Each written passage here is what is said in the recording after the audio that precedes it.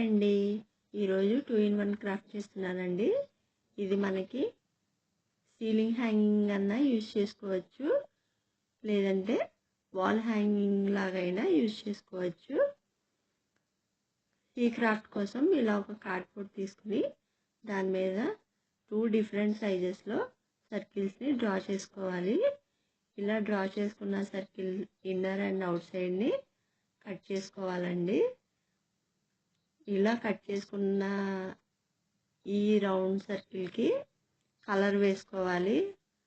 Colour వేసుకున్న తర్వాత colour papers ఉంటాయి కదా, డిఫరెంట్ కలర్ పేపర్స్ మీద ఫ్లవర్స్ డ్రా చేసుకుని మనకి ఇష్టమైన ఫ్లవర్స్ కట్ చేసుకుని ఇలా ఈ రౌండ్ సర్కిల్ మీద అంటించుకోవాలి. కొంచెం గ్యాప్ ఇస్తూ అంటించుకోవాలండి. ఇలా వన్ సైడ్ అంటించడం వల్ల మనం వాల్ హ్యాంగింగ్ లాగా యూజ్ చేసుకోవచ్చు. 2 సైడ్స్ అంటిస్తే సీలింగ్ హ్యాంగింగ్ లాగా యూజ్ చేసుకోవచ్చు. ఇలా ఫ్లవర్స్ అంటించిన తర్వాత గ్రీన్ కలర్ పేపర్ మీద లీఫ్ షేప్ డ్రా చేసుకుని కట్ చేసుకుంటున్నాను.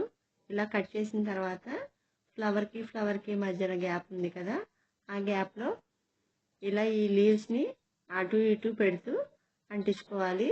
నెక్స్ట్ బ్యాక్ సైడ్ కూడా ఇలాగే ఈ లీవ్స్ని అంటించాలండి. ఇలా లీవ్స్ అంటించిన తర్వాత ఇంకొక కలర్ పేపర్ని తీసుకుని దాని మీద హౌస్ షేప్ని డ్రా చేస్తున్నాను. ఇలా డ్రా చేసిన హౌస్ షేప్ని కట్ చేసుకోవాలి. ఇలా కట్ చేసుకున్న హౌస్కి బార్డర్ వేస్తున్నానండి. బార్డర్ బ్లాక్ కానీ బ్లూ కానీ ఏదైనా కలర్ వేసుకుని ఇలా ఒక చిన్న కలర్ పేపర్ రౌండ్ షేప్ తీసుకుని కట్ చేసుకుని అంటిస్తున్నాను. బుక్స్లో ఏమన్నా ఇలాంటి బర్డ్స్ అలాంటివి ఉంటే కట్ చేసుకుని పెట్టుకోవచ్చండి ఇలాగా, లేదంటే బర్డ్ షేప్ ఏదైనా డ్రా చేసుకుని కట్ చేసి అయినా అంటించుకోవచ్చు. ఇలా రెడీ చేసిన హౌస్ని ఇలా మధ్యలో అంటించుకోవాలి. రౌండ్ షేప్ కార్డ్బోర్డ్కి అంటించుకుని తర్వాత ఫ్లవర్స్లో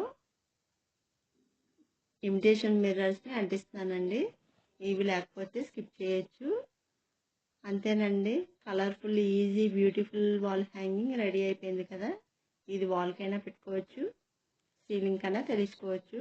ఐడియా నచ్చితే లైక్ చేయండి, షేర్ చేయండి, ఛానల్ని తప్పకుండా సబ్స్క్రైబ్ చేయండి.